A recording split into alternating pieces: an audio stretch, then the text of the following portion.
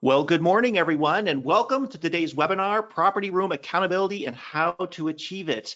This is actually the second webinar that we've done with IAPE, and we had such great feedback from the first one that we decided to do another one, and this is the topic that we landed on, and feeling that we felt it would be fairly relevant and important out there. And based on the amount of people that have registered for this class, which is well over 700 agencies that have actually registered, we can see that there is a tremendous demand out here. So we're glad to do this. We're glad that IEP came alongside to be able to present this today. And I want to give you actually a little information about IAPE. They are actually have been providing property and evidence room management training since 1993.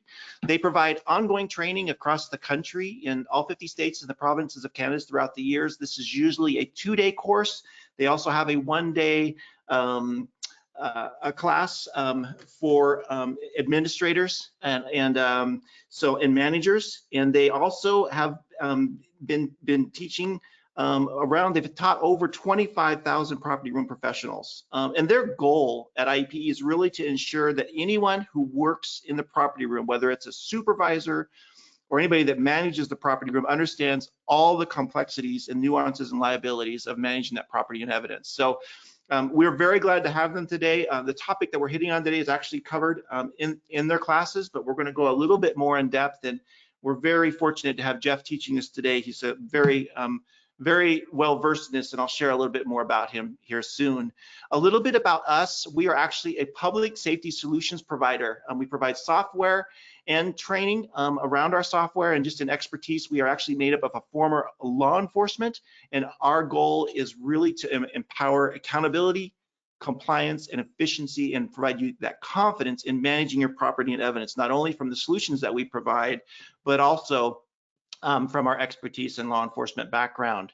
We're a little bit different than most software providers out there, is that we are actually a platform solutions company. And what I mean by that is we have 3 very distinct parts to our platform that allow you to manage your property and evidence, because evidence, we deal with the physical evidence side, the digital evidence, and also the found property side, which often is the struggle within many agencies of being able to get that found property or that lost property back to the owners. And these solutions work together to help you do that. It allows even the owners out there to be able to be notified when property has been found that may be something they have reported, and gives them the power to do that. And the beauty of this platform is it doesn't only just impact and help the people in the property room, but it helps all the stakeholders. It provides them access to all the information they need electronically, online, and digitally, depending on what they need access to, if it's a report, if it's digital evidence, whatever it may be. And not only that, because of its assurance for your transparency and accountability, it helps the community you serve be able to give them confidence in what you do, and also confidence in how you serve them. As I shared before, we've got law enforcement professionals all across the United States that serve our customers. They represent around 375 public safety customers, and we have a tremendously high satisfaction rate. And I think I attributed that because we are made up of former law enforcement. That really helps us not only provide great software, but great expertise too. So the format of the class today is, because there's so many people here, everyone is on mute, but we know you're going to have questions. We want to have that dialogue with you. So through your GoToWebinar interface, there's a questions tab or option or drop down there that you can click on, and that's going to allow you to be able to send questions at any point during the class. We're going to do our best to address those questions so we can have that discussions with you as needed. And we've got people here from IAPE to help us be able to field those questions as they come in towards the end. So with no further ado, I would love to introduce our featured presenter today, which is retired Police Chief Jeffrey Scott. Jeff has served over 31 years in public safety, and presently Jeff is very active in his retirement, serving as an interim training coordinator for the Westfield OFIC Police Department, as well as performing consulting and training services in the evidence and management and auditing. Jeff also serves on the IEPE Board of Directors. That's one reason he's here with us today. And he's a very accomplished author of many progressive and thought-provoking articles in law enforcement, including some very hot button topics. Jeff has both a bachelor's and master's degree and is a graduate of the prestigious FBI National Academy class number 265. While Jeff has worn really many hats in his law enforcement career, most notably is his quest for process improvement, strategic planning, and organizational leadership, including his work as a master instructor for the Wright Training Academy, teaching law enforcement on topics of emotional intelligence, social intelligence, and racial intelligence.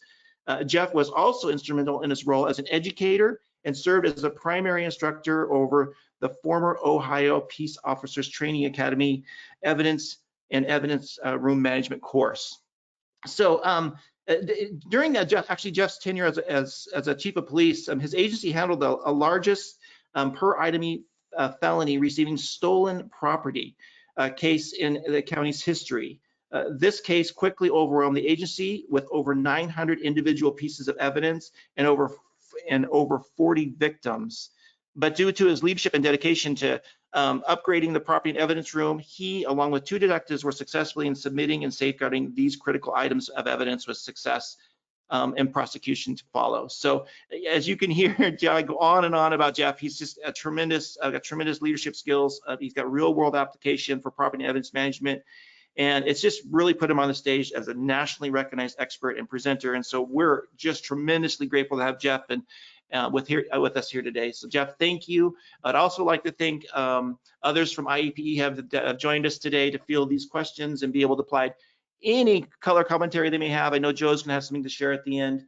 But outside of that, I think we're ready to go. And Jeff, I would love to pass things off to you if you're ready on your end. I'm ready to go if you'll send it on over. Awesome. I will do that right now. I'm going to make you the presenter and you can show your screen when you're ready, sir. Sounds good. Just waiting on the button. There we go. Thanks, folks, for hanging in there as we get this up. Can you see that okay, Craig? Yes, I can, I believe. Yes. Okay. Sounds good. Well, good afternoon to all our East Coast folks and good morning still to our West Coast folks. We're certainly glad everybody came in today to spend a little bit of time with us. Really, this is a critical topic that not only has its place within property and evidence room management, but also you can use these very principles in leadership within your police agencies. And quite frankly, it really doesn't matter what level you're at, whether you're a administrator, a coordinator, a chief of police to a sergeant, it doesn't matter. These are very much principles that you can use anywhere, anytime. So let's dive right in. One of my things as an instructor, I love to bring just a little bit of humor to get us started this morning, and I'm trying to get my button going here.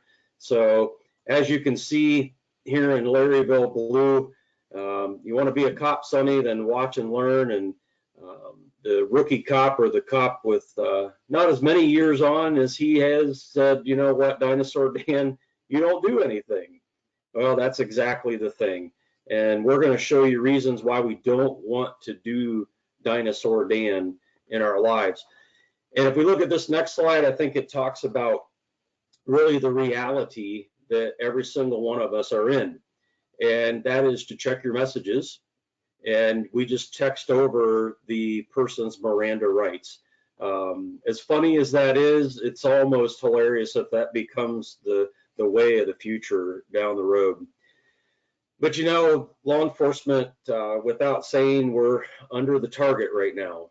And it almost seems like every day that we have a target on our back, that we're being criticized no matter what we do, no matter where we go.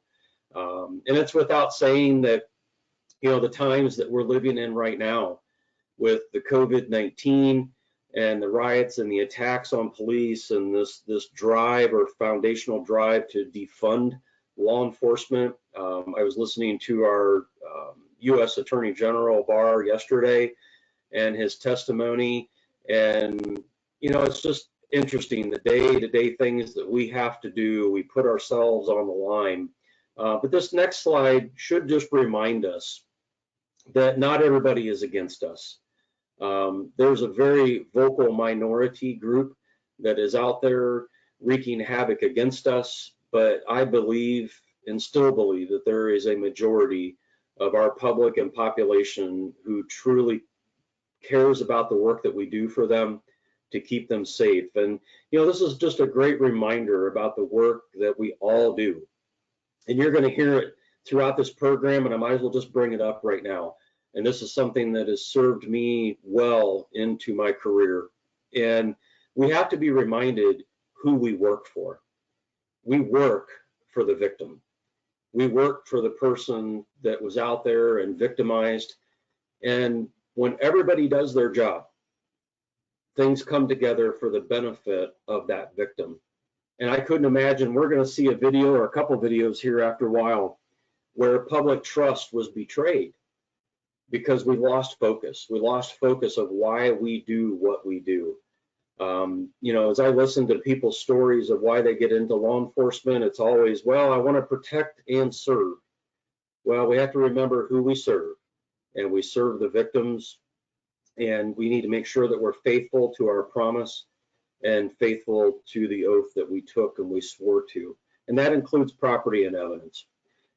So I think that's something that's really important for us to talk about. And it's kind of funny as you look at this list that I put up here, many of you probably know people within your agency or within the area that you work in that fall under these very things. And the fact is that if leaders don't step up, then accountability really comes at risk. And it really becomes a high risk for us because this is a high risk area. And just look at some of this list. The fixed mindset, they don't want to learn. In fact, I'm also a firearms instructor, and one of the things that I preached over the weekend in a class that I was teaching was the fact that I'm always a student. And that really should be the case for us in law enforcement, that we should be reminded, whether we're in the property and evidence room, whether we're the line officer, or whether we are a lieutenant, captain, serving in administration, that we have to have a mindset of always wanting to get training, always wanting to get better, because let's be honest, things change. Part of the technology changes that are out there. If your agency is still using paper and pencil and Excel spreadsheets to manage your property and evidence room, my friends, you are a high risk. There's technology that's very affordable. I can't recognize just one company over another. Obviously, we thank FileOnQ for being our host today, and they're a great program as well that's out there and available. I ask you to just go out and explore the options and what will fit best for your agency. And Craig and I even talked about this yesterday, that you've got to find the company that best fits your needs. And FileOnQ is a great company to work with and have that conversation with. And, look at the poor communicator. This is the person that fails to have vision, the person that lacks integrity, the person that doesn't even support you and your team, the lack of training, the lack of passion. So again, how many people have just been thrown or voluntold to go into that area? Here, this is now your responsibility. And for most, when they get that, they shake their heads and it's like, I know nothing about this area that we're dealing with. And most of them, it's like, well, hey, I'll just be in this assignment for about 3 to 6 months. And then as soon as this other night shift spot opens up, I'm out of here, and it could be somebody else's problem. And the property and evidence room just continues to be a pawn off. So hopefully you have a police chief or a command staff that will look beyond that and ensure that we've got the right people in the right place doing the right thing each and every day. As we think about a leader's job, I think this slide really speaks the truth that they really need to be the one that looks into the future, sees the organization for what it is right now, but not what it is, but what it can be and what it should be. I think this is a very important quote. It's one that I've used in leadership programs that I've taught, and it really speaks the truth that we should have vision. We should be able to look out, see what needs to be accomplished, Listen to the people who are in the job, doing the job, and what are the needs. As a leader, you should walk in the door not already having a preconceived notion, but asking this question: what do you need? What can I do to support you in the area that you're working in? You do this every single day. What can I do to support you in the things that you have going on? You know, we hear the horror stories as I've done auditing and I've talked to agencies. You know, we hear the horror stories, and we're going to see some pictures of those horror stories. And it always seems to be the blame game, right? You know, we get yelled and screamed at by the public, but man, when we have to put reality back in front of them and start telling them statistics and bringing the truth, if you will, it's like we're under a microscope for every single syllable and every word that we speak. Isn't that right? And I'm probably sure that there are heads shaking up and down out there right now. So let me ask you, does this look like your property and evidence room? Now, for some of you, you may be a very small agency. You know, 75% of agencies throughout the United States are small agencies. And maybe their property and evidence room looks just like this. It's a very small room. Everything's crammed in there, and it's the last thing that we want to think about. There was an agency near the agency where I was chief that I was speaking with their chief of police over a cup of coffee, and through that conversation, they knew that this is really one of my areas of expertise. And she was letting me know that in the history of their department, they never got rid of one single piece of evidence. From the history of the department being opened in the late 1890s to current, nothing was ever thrown out. So that's concerning. As we look at these photographs, again, things are just tossed on shelves. There's no organization. Things are written on by magic marker, if you will. We've gotten shelves from a local store that just donated them because we didn't have any, or we weren't being supplied the right things in order to get organized. Here it is, they just had a car stop where they just threw everything into a laundry basket and submitted it as evidence. And we'll have a conversation about the term that I call this here in just a moment. I wanted to bring up this slide, which I thought was kind of interesting because it was reminiscent of a former agency that I was part of way back in my early career. And the locker room for the police department was also shared with the evidence room of the police department.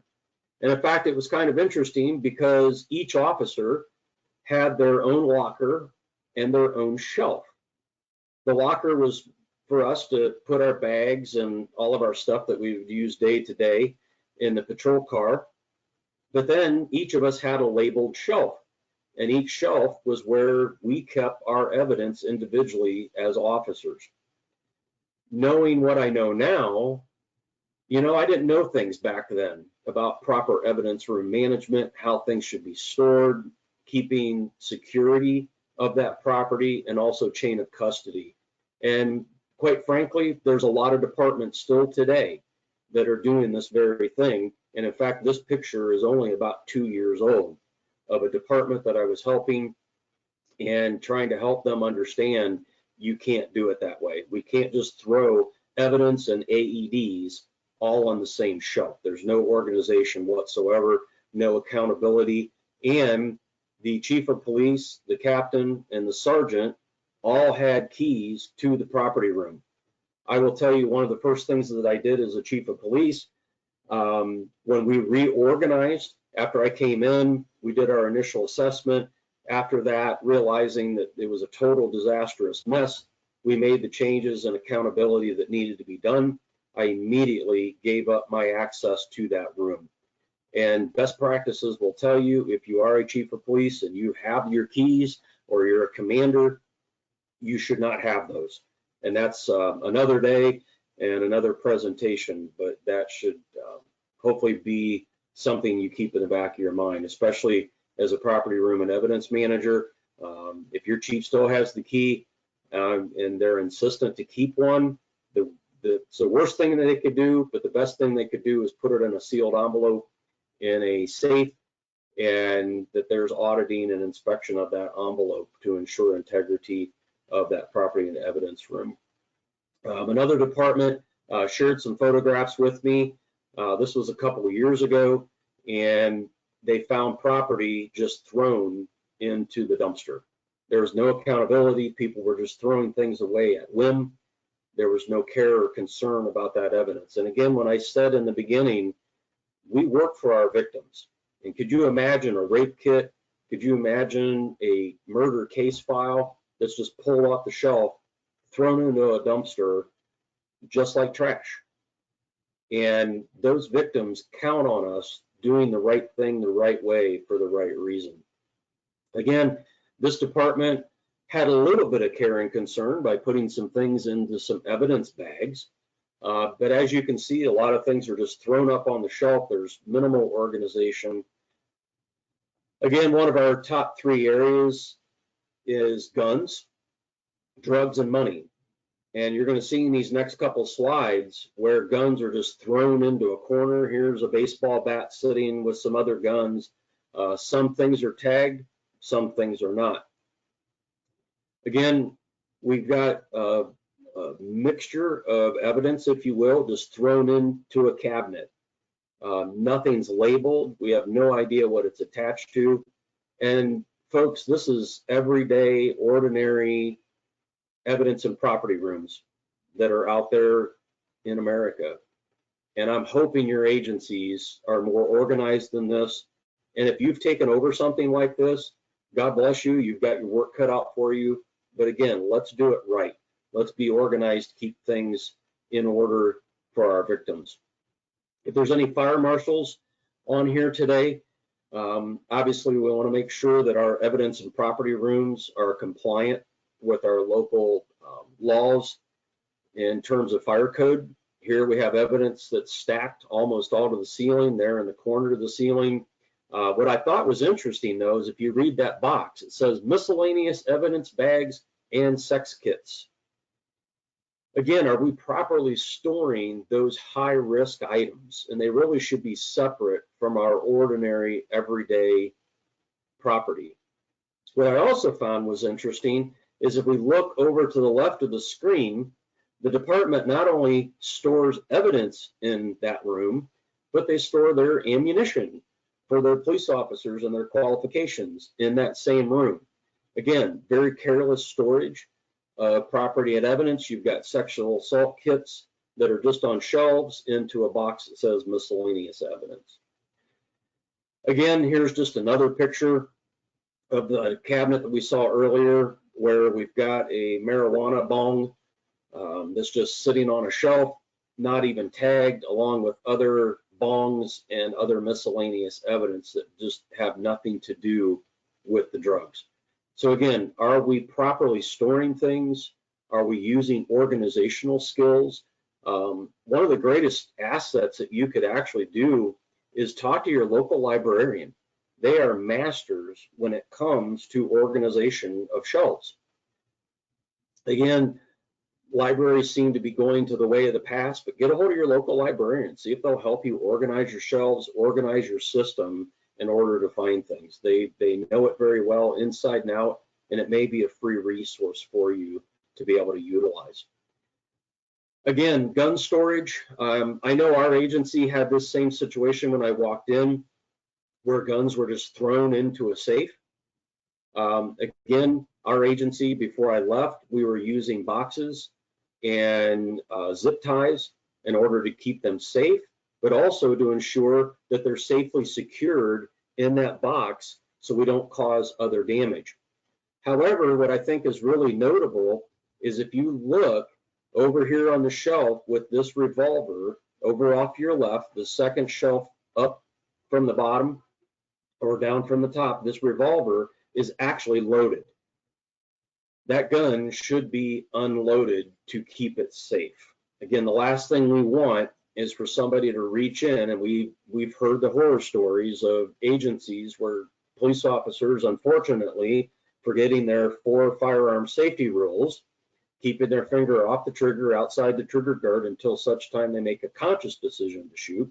And rule number 1, knowing the status of that weapon and treating all weapons as if they're loaded. So hopefully that sounds familiar to everybody. Again, if you have property and evidence room technicians or civilians, I'm a big proponent of having civilians in the property and evidence room, and that's a great thing, but we want to make sure that they have the proper training to safely handle firearms. So if you have firearms instructors you're in your agency, please take the time to work with those folks. Don't just assume they know how to handle a firearm. So again, making sure we're keeping things safe.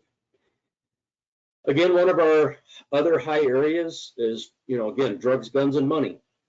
And if you'll see, there's actual cash sitting in this safe.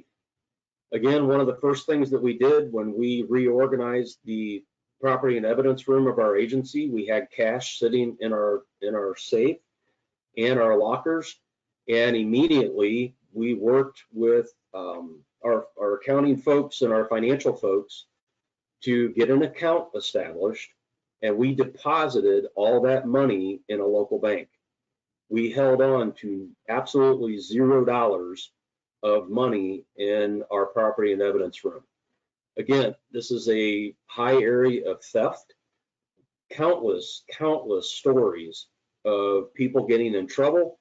So again, I highly recommend that if you have cash stored in your property and evidence room, you get with your finance folks, you get a separate account established and get that money out of there. Anytime money is received in the property and evidence room, it should be immediately taken to that bank, minimum of 2 people, and get a receipt. Take that receipt, put it in the property bag for the property or how it was sent in by evidence.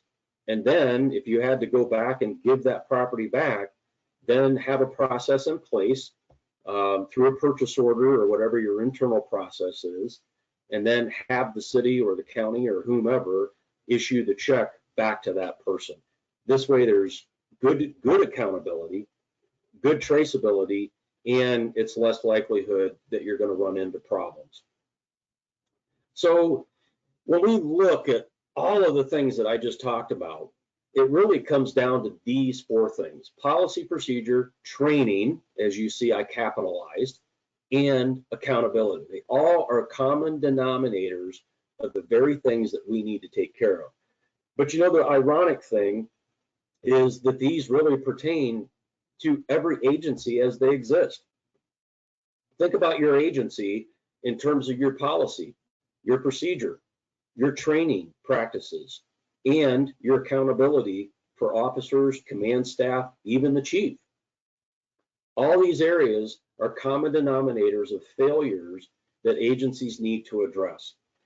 The one thing I found astonishing a couple of years ago, I had the privilege to help out on a statewide effort, and through that was listening to agencies that said they don't even have policy and procedure. How do you even operate as a department without policy and procedure? And then we're also going to talk about training here in just a little bit. All these things equate to being accountable in what we do.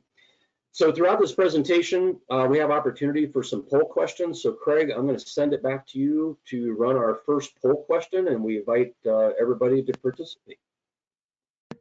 Okay, great. I'm going to pull up that first poll, and everyone, you can actually interact with this poll. It'll prompt right on your screen. You can click on the answer that you choose. These are anonymous, so no one's going to know what your answers are if you're a little shy about that, but we'll get a percentage of results, which will be fun to see and for everyone to share. So I'm going to pull up that first poll right now, and you should see that on your screen. And does your agency have a policy manual for property and evidence? So you submit your responses. I'll kind of wait for everyone to chime in here. We've got about 60% of you, so you're responding fast. This is great. So I'll let it go just a little bit longer if you're thinking about it. And okay, so we're about there. I'm going to go ahead and close out this poll, and I'm going to share those results with everyone. So close the poll and share those results. So it looks like 88% said yes, which is good, very good. And 9% said no, and 3% don't know. So interesting. Yes, it is. Well, thanks to everybody. We have 3 more poll questions. coming throughout our presentation. Again, we have about 609 people attending today. I want to make sure I don't forget this. I just want to say thank you for taking time out of your day today to be with us in this presentation. So thanks again. Big shout out to my FBI friends in the National Academy in here today, and also my Ohio peeps. So thanks so much for doing that. All right, let's get back into the presentation, but also anywhere that you're chiming in, we really appreciate you taking time to be with us today. So when we think about students taking courses, this was kind of interesting. I was instructing for a couple years with the Ohio Peace Officer Training Academy in their Evidence and Property Room course. And throughout that, over 50% of the students in my class said this was the biggest area of their concerns. One, they lacked policy. A lot of those classes, usually about 50% or so, said they didn't even have policy and procedure. 88% of you, kudos. I'm glad. That's a good thing. The 9% that don't, again, this is a very high risk area. Those that don't know, I'm not diming you out. That's okay. I appreciate your honesty. But hopefully after today, you're going to get back in there and get this figured out, because it's so vitally important. But again, those areas that lack proper training or fail to provide training or ongoing training, this really seems to be a big issue within agencies, and we've got to get that corrected.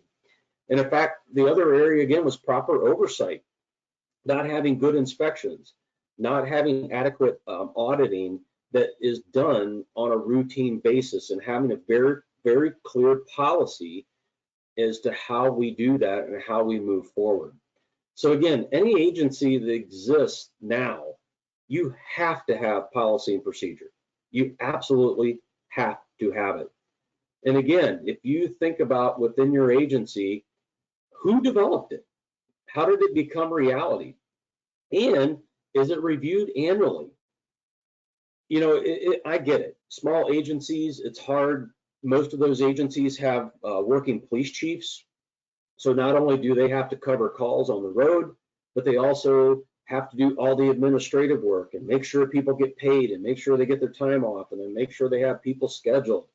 I know it gets tough. But let me ask you this question. So when you bring agent or an officer into your agency, in fact, one of the agencies I worked for back in the day, my training was pretty much riding with a seasoned veteran one night. The next night, handed my own set of keys to a cruiser, a ticket book, and go get it done. Never received any training as to what to do, how to do it.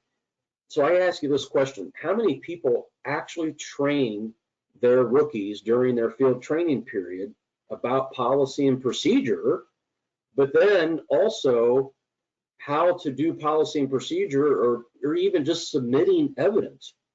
A lot of people assume that, you know, these rookies get good training on this in their academy experience. I can't speak for other states, but that's really left up to the local training of the department to do, not necessarily, you know, they get an hour introduction to evidence and packaging in the academy, but that's it. The rest of it should be done at the local agency, but come to find out, most don't even do that. They might learn through the FTO process by example, but they've never even read the policy and procedure. And I think one of the worst things that we can do is just stick people in a room with the field training manual or the policy and procedure manual, give them a checkoff list and say, okay, acknowledge that you've read it.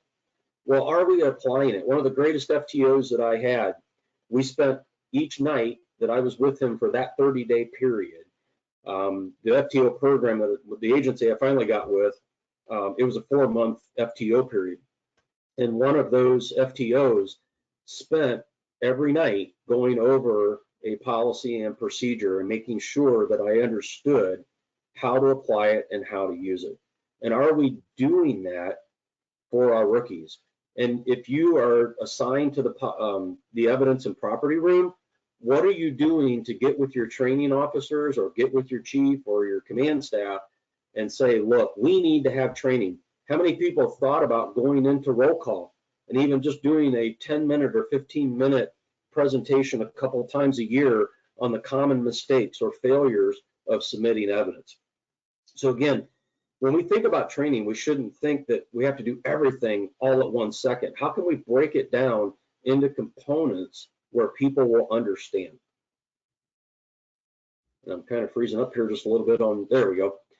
So what is the value of having this policy and procedure? And I think it speaks for itself that, again, it provides direction for us. We know where we're going. And when you have officers that understand or have a clear understanding of what we expect, their performance is going to go up. And when we hold them accountable for their actions, the quality will go up. But again, if we don't invest in them and help them, and again, I've always been one of those mindsets that, you know, we shouldn't be so quick to discipline people. We need to look at where we failed. Did we fail to properly educate them? Did we fail to make sure that they understood what was expected? And if we haven't done those things, then we failed that officer. Well, let's take a step back and let's fix it. Because again, at the end of the day, it becomes a safety net for us to be able to go back, understand what we need to do. I've always been under the premise that you should literally be able to walk in. I'll give you an example. Walk into a dispatch center, not know anything about the equipment, be able to pull out a manual that tells me how to operate the answering machine on the phone, how to push this button and what's to expect and what will it do. Oh man, I can't remember how to do this. We pull out that manual, take a look. It's a process. Here's how we do it. Oh yeah, I totally remember that that's what I need to do. Again, let's set people up for success and not for failure. So when we think about all these things, I think about our IAPE textbook. For those who have taken our training before, this should look very familiar with you or to you concerning general orders, which equate to the term policy. How many departments actually have a packaging manual? Well, my friends, if you don't have a packaging manual, go to the IAPE website, because guess what? On there are resources. Those resources we utilized even when I was chief. Why reinvent the wheel when somebody's already done it for us? So again, I encourage you to go to the IAPE website. There's sample packaging manuals that other agencies have invested time and effort to do and have done very, very well. Take the time, go in there, get this packaging manual developed. Because here's the thing, if you have an officer that hasn't packaged a gun in years, they're probably going to forget. If you don't do things on a regular basis, most of the things that we do in law enforcement are perishable skills, especially these high risk areas. And let's be honest, evidence is high risk. So if we don't do it on a regular basis, then let's have something to refresh our memories. Let's set our people up for success, not for failure. So why do I put on here right of refusal? If you are assigned to the evidence room and you take evidence and property in, if things are not properly packaged and they're not packaged according to your policy, procedure, or packaging manual, don't accept it. Send it back, and send it back as a right of refusal. If you accept the package and you know that it has not been packaged properly or according to your process, your policy and procedure, you own it, my friends.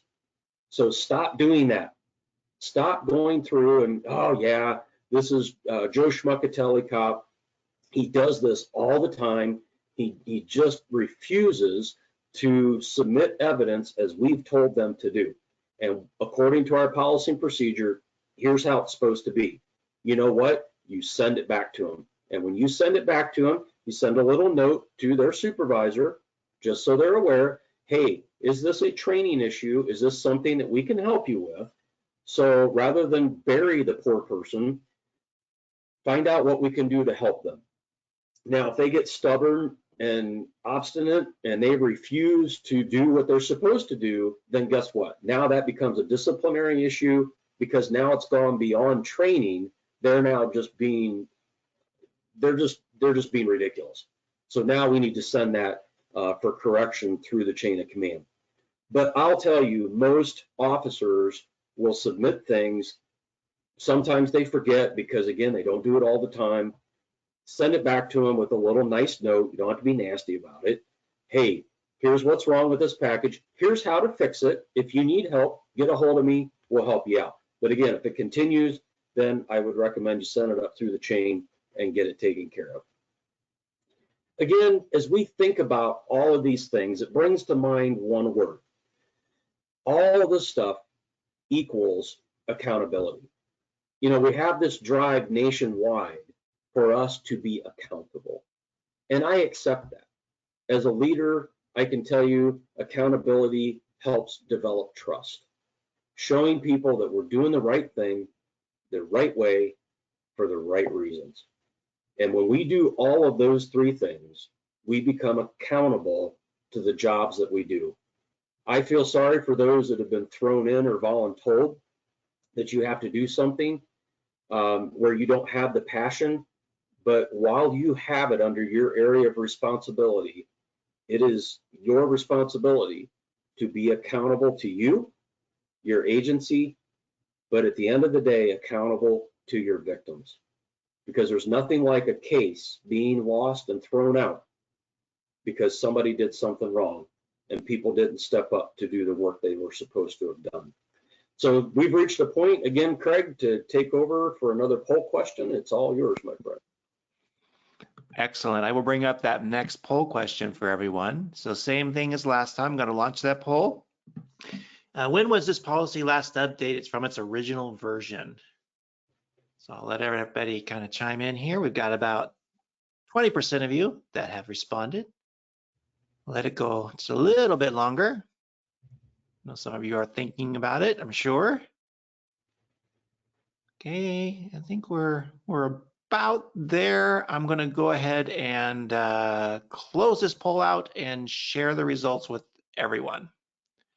So here we go, close that poll. I'm going to share those results, and it looks like 63% were less than a year, 18% more than 5 years, 3% more than 10 years, 1% more than 20 years, and we got 15% that it's never been updated or it's unknown. Okay. So thanks everybody for sharing those and getting the results. The results actually are not too surprising. If your agency is accredited, then you know that less than 1 year that you have to look at these at least a minimum of once a year. Again, if this is your area of responsibility, you really need to make sure that you're getting in there and checking those things. Those that have never had it updated or it's anything less, again, we can only encourage you by best practices to go in and get your policy updated, not just for property and evidence, but every area of the agency. It's an absolute must. So, you know, when we talk about areas of concerns, one thing that comes to mind is who's responsible for writing these policies? Have they been properly trained? Believe it or not, most people who write policy and procedure have never been properly trained on how to write it. And a lot of times what most people do is they will write their policy and procedure based on just going out onto the ether, being the internet, and picking another agency's policy and procedure and calling it theirs. I'm not going to dime out anybody in particular, but an agency that I was with, they took the policy and procedure from a big metropolitan police department, took whited out the name of the agency at the top, and just typed in our agency in the top. Well, what they failed to do, yeah. Hey, Jeff, it looks like your screen may not be showing now. I'm going to switch us back and forth real quick here, back to me and then back to you. It looks like it stopped sharing for some reason. I'm going to make myself presenter, then I'm going to prompt you back to it, okay? Sounds good. Sorry, everybody, for the technical. Okay, and then I'm going to pull it back to you. And I think it's just a GoToWebinar here. Probably so many attendees is probably why. So I am going to make you presenter now again. Okay. And it should kick us back into place, Jeff. So 1 second. Okay, you should get a prompt there on your screen to become presenter There we go. again.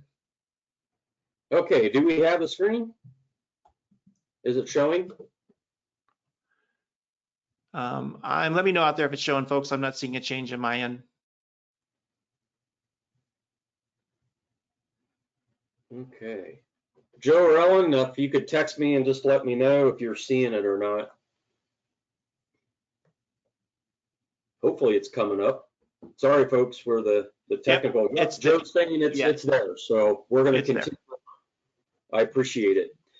Mm-hmm. So anyways, making sure that you get training on how to write those policies and procedures, and you're not just grabbing somebody else's. You need to make sure it's applicable to your operation and how you function. Again, are you training your people routinely on these policies and procedures that you implement? For a lot of agencies, you may have companies that write your policy and procedures, such as Lexipol. Again, if you use Lexipol, you know there's a daily training bulletin option that's out there. We at my agency, we had Lexipol, use that daily training bulletin on a regular, frequent basis, and making sure that we're updating our officers on that training and they're being trained to that policy. So again, making sure that we're using those tools correctly.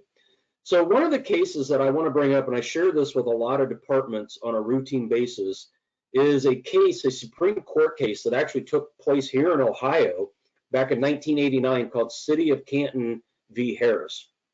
And again, through that whole case, and if you want to go in and check it out, it's 489 U.S. 378. Great court, or a great case to look at. Anybody that's a training officer, use this to your advantage when you have conversation with your command staff about them wanting to cut your training budget. And really, this should be an eye-opener for command staff and police chiefs, because at the end of the day, if you do not provide training for your department, your agency, and your officers, you're considered deliberately indifferent. You have a responsibility to ensure that your officers and any civilians or anybody that's in your agency, that they are receiving training. If you don't, you potentially could be held liable. I am not an attorney, but I have dealt with training for many, many years, and I will tell you that this case is instrumental when dealing with your chain of command as a captain, a assistant chief, lieutenant, sergeant. Even if you're a chief, when you go back to your city council or your governmental body, to utilize this and let them know, instead of whacking my training budget, we need to get more money into that training budget. We need to make sure that these officers are properly trained, properly equipped to be able to go out and handle all of these different areas. And the evidence and property room is no different. Are we making sure that the people that are working in our property and evidence room have the training necessary to ensure that we're doing the right thing the right way for the right reasons? So again, don't be deliberately indifferent when you know that training is vital, it's important, and we need to be doing these things on a regular, frequent basis. So again, when we talk about accountability, our actions speak louder than our words. And are we getting ongoing training, as I said, for our evidence and property room managers and operators, but also our agency officers on this training? Utilize your roll calls, even if it's 1 or 2 people in roll call to several hundred in roll call. Take 5 minutes. Take a policy and talk about it. Again, if you're in the property and evidence room, take an opportunity to get with your sergeants or lieutenants who run those roll calls. Hey, can I have just 5 minutes or 10 minutes in front of them and demonstrate something? Do that on a regular basis. I guarantee you it will have tremendous payoffs. All right, Craig, the next poll question is all yours. Okay, hopefully you can get this one up and you back to your screen seamlessly this time. So I'm going to pull up that next poll question for everyone. And so let me know when you see that. And so does your agency provide opportunities for ongoing training for not only your evidence room personnel, but also any supervisors? So we got about 40% of you have chimed in. We'll let it go a little longer. And we're about 70%. Let a few more of you are thinking about it. I know I got a few messages last time of answers, so I didn't give everybody enough time, so I give a little bit more time this time. Okay, I'm going to go ahead and close this poll out now. It looks like everyone's done, and I'm going to share those results with everyone. And it looks like 81% said yes, which is good, very good. Great. And 16% said no, and we have 3% that aren't sure or don't know. Okay, very good. Okay. Thanks again, everybody, for taking time. Quickly, I want to show two videos. I apologize ahead of time. These videos kind of lagged just because of technology. Some speeds are higher for other people. Plays great on our end, but sometimes people, it's a little choppy. We have two videos to show here, so let's get to these pretty quickly.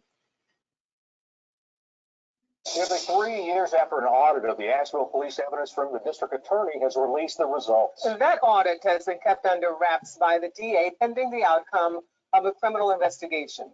News 13's Frank Faboni was there just 4 hours ago when the 3,000-page document was released. That's a lot of paper, Frank. What are we learning? Well, we're learning the Asheville Police Evidence Room was a mess. Piles of guns, money, and drugs, and a record-keeping system that was full of holes. And reporters were invited to go through the thousands of audit pages this afternoon at the district attorney's office.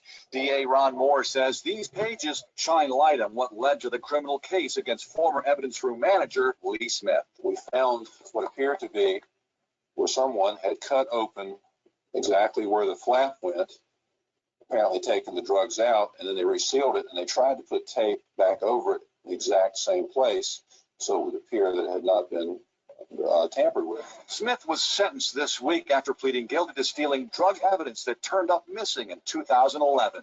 How that could happen is documented in these pages, pages that talk about the record-keeping disaster that was the Asheville Evidence Room. The audit by Blue Line Systems outlined the problems. Quote, a confusing and in some places non-existent shelf and location numbering system, a software package that is difficult to use and understand, and failure to utilize an exact and specific location numbering system. Without taking every single item out of that property room, going through every piece of paper, you can't say what is not there. Moore says the $175,000 audit's purpose was to find evidence of any criminal wrongdoing. It revealed Smith was stealing drugs from sealed evidence packets, his fingerprints found on tampered packages that were placed back on the shelves empty. Okay, one last one. That's right, guys. John Breaux, who allowed a former girlfriend and lover to go through the Royalton Police Department evidence locker to get heroin and other drugs, pleaded guilty in federal court today. Now, the 31-year-old was the former chief of police for the department. The complaint filed by the FBI says the woman told authorities she started getting heroin and prescription medications from Breaux back in July, and also stated the two had an intimate relationship and that the woman was a drug addict. The complaint said the drugs were from a bust in Royalton and the department's prescription drug take-back box. Now, Breaux was released today. He'll be back in July to be sentenced, and he faces up to 20 years behind bars for. So those are some interesting cases just to highlight how things go amok very quickly. And just to get us wrapped up here, I know we're getting close to the end of our time. Again, we want to make sure that we have accountability of these rooms, making sure that we're auditing and doing inspections from time to time. Again, that random audit, doing something monthly, just picking some items out of random and just making sure that they're there, to the yearly inspections and inventory. If a new chief comes in, I highly recommend that you go through and do a full audit of that area. And make sure that your policy says that, and whatever your policy says, make sure you're following that, because that's what you're going to be held accountable to. You know, as we think about all the areas of compliance, risk management, best practices that are out there, really it's up to you to ensure that we are doing all these things, that we have good security, risk management, we're planning, we have compliance, making sure that we're sharing information, making sure that we're training everybody as we can. All right, Craig, I'm going to send you back over for this other poll question here. Okay, I'm going to go ahead and pull up that poll right now.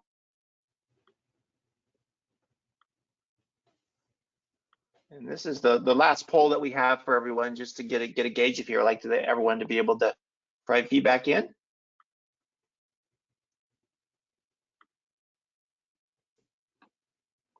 And I'll let it go just a little bit longer.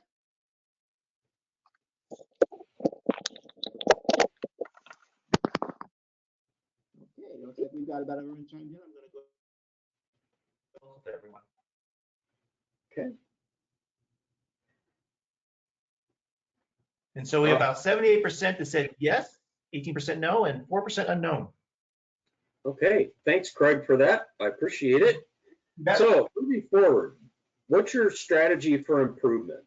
You know, a lot of this has to do with making sure that you have a strategic plan within your agency, making sure that we have some vision, goals, objectives. How are we going to move forward? Okay, we have a disaster. I've always said, how do you eat an elephant? You eat it one bite at a time. And as we take a bite of that elephant day after day after day or month after month, eventually it's going to become to a point where we can get control of it and move forward in a positive direction. So again, as we think about the areas that we have to do in developing a strategic plan, 1, do we have a policy? 2, how do we implement that policy? 3, how are we holding people accountable? 4, verifying and checking. We've got to do that, folks. I know there's areas where people say, oh, they just don't trust me because they're just checking up on me. Yes, that is our responsibility. We have a responsibility to verify and check that everything is getting done.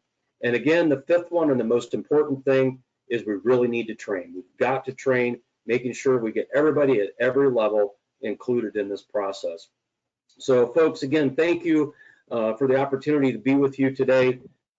Those that are out on the street, I really appreciate everything you do, everybody that's working in the property and evidence rooms.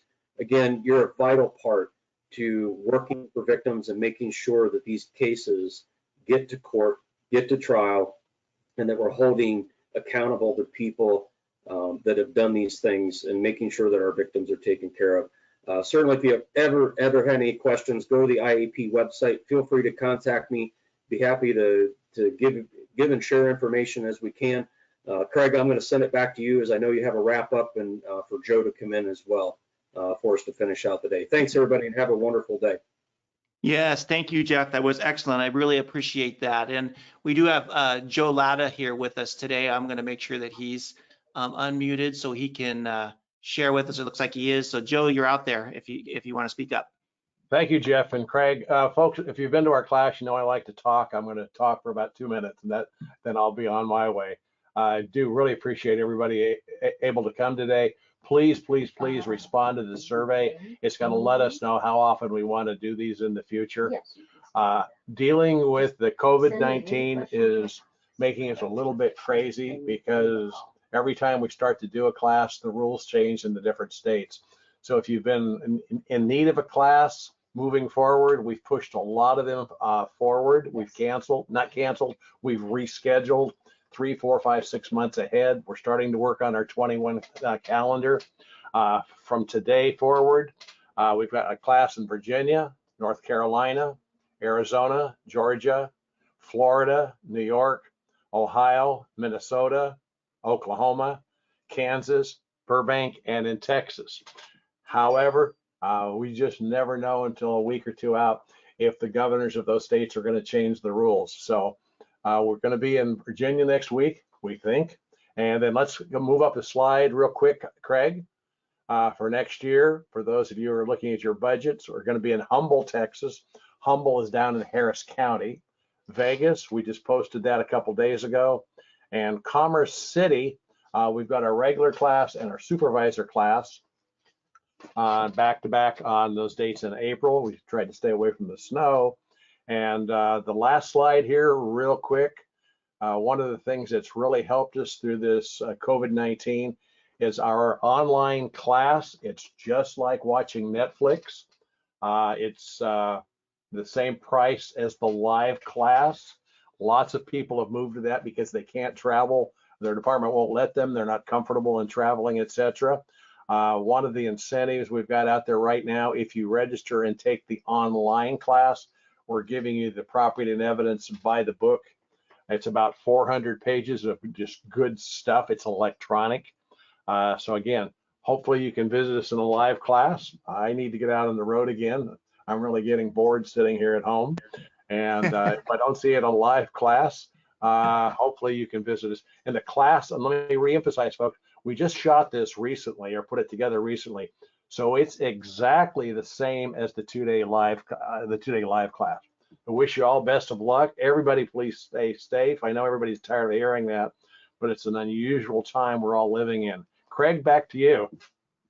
Yes, thank you. And yeah, his classes are fantastic. So if you can take part of those, it would be great. And we wanted to also let you know that we are going to be providing another webinar towards the end of August. And we'll be talking about this elephant and how to eat the evidence management elephant using technology. So we're going to show what our platform does, how it works, and how it helps you eat these various parts of the elephant, be able to do these well. I know some people may do some of these well and other things not. So if you're curious and want to see how our technology can ensure that accountability, that compliance and efficiency and confidence you require and actually you desire, we would love to have you part of this. So at the end of this webinar, when we close this webinar out, you'll be prompted with a survey. That survey will let us know who's interested. It'd be a chance to tell us how we did, and we would love your feedback. If there's, I know we've ran long here. I know we probably didn't get to maybe all of your questions. We'll go back through these questions, and if there's something that was not addressed, we can get back to you via email to address those. So Jeff, Joe, everyone here, thank you for doing this today. It was fantastic, and thank you for everyone attending. Stay safe out there, and have a great rest of the week and weekend that's coming up.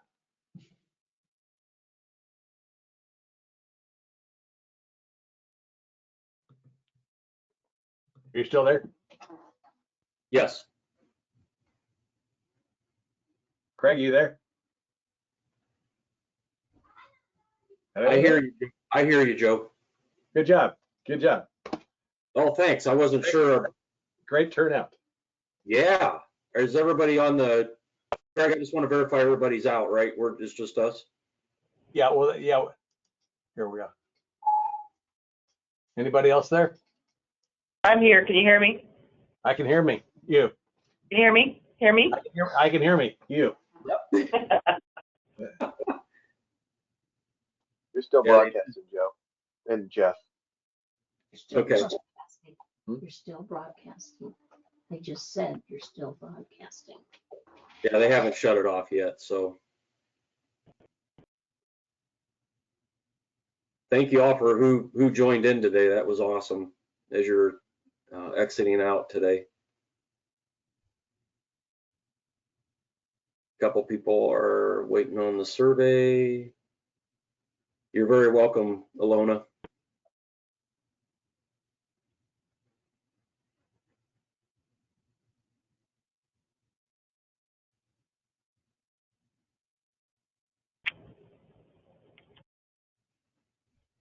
I'm not sure. Did we lose Craig?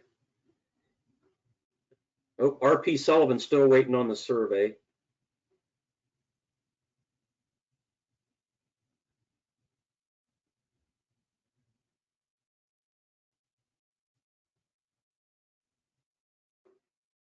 Garland is waiting on the survey. Kim's waiting on it. Triana, Cheryl, Rose, Brad, we're working on it. I'm sure Craig's in there trying to get it out to us or get it out to you.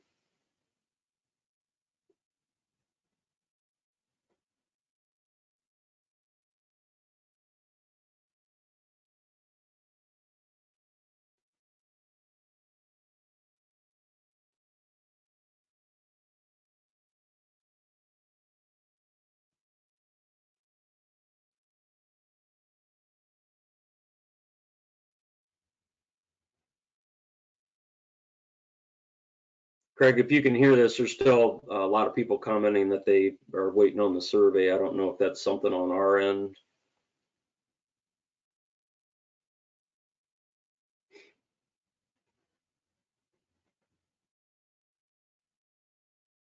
Angela, if you're still on there, I see your question. Is this training for IAP and members? No, this is for anyone who wants to log in and watch webinars. So supervisors are more than welcome to attend.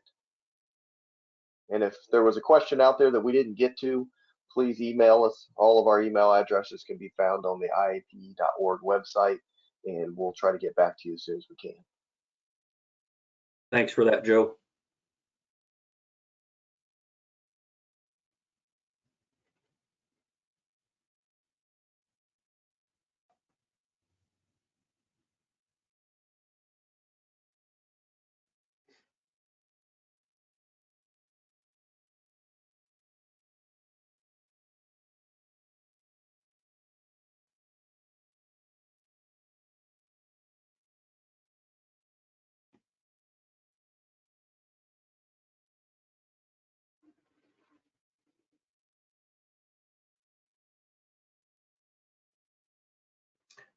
Murphy asked if we could email the survey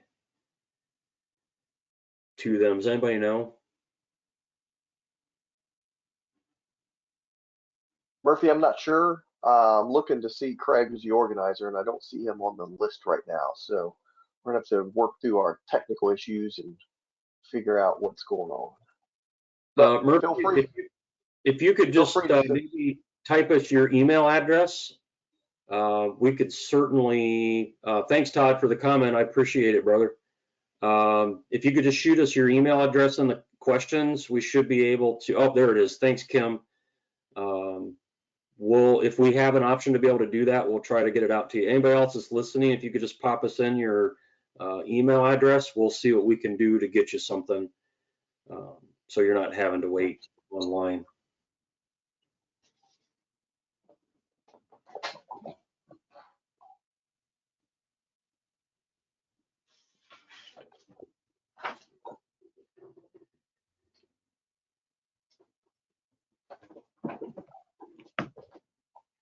I just sent Craig a message trying to find out about the surveys.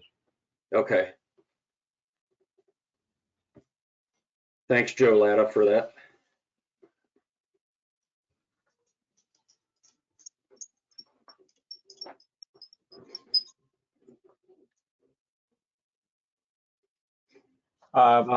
Kathy, for your comment, we appreciate that. Thanks for joining us.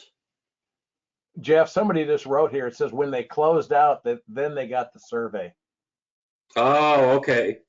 If you close out, folks, if you just heard Joe Latta, close out, and then I guess the survey will come up. But we'll make sure we follow up with you that you got it.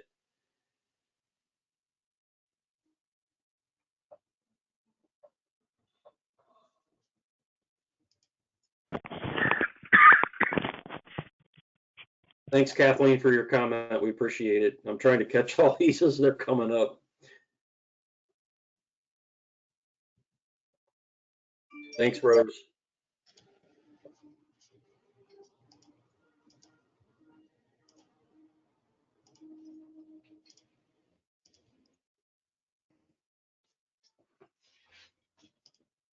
I think that's Joel. You too. Have a great rest of the week. They cut your name off there.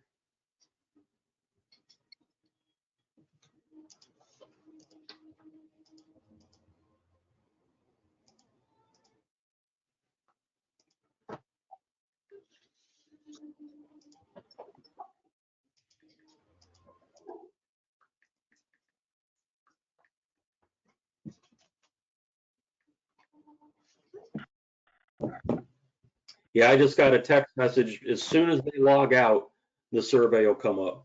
Okay.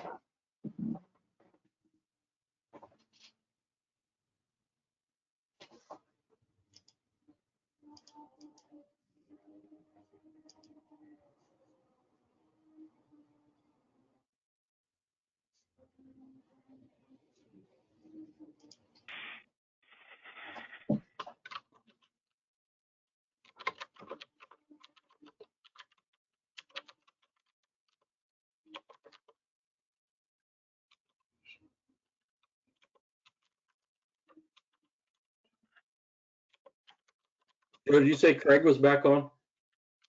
Yeah, I'm not seeing them yet. Yeah.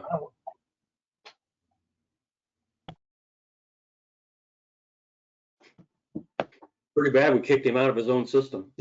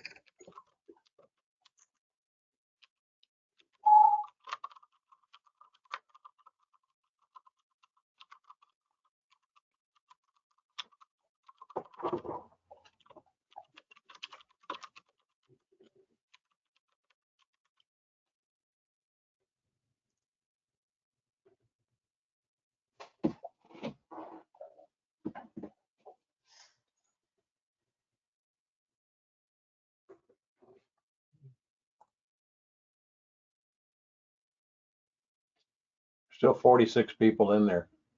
Yeah, a couple of them are idle. A lot of these are idle. Wonder if we could just go ahead and stop the recording and then it'll shut everybody down. I've got a control panel. I'm just trying to figure out. Craig said he was going to send us a GoToMeeting, another one. Let me try this.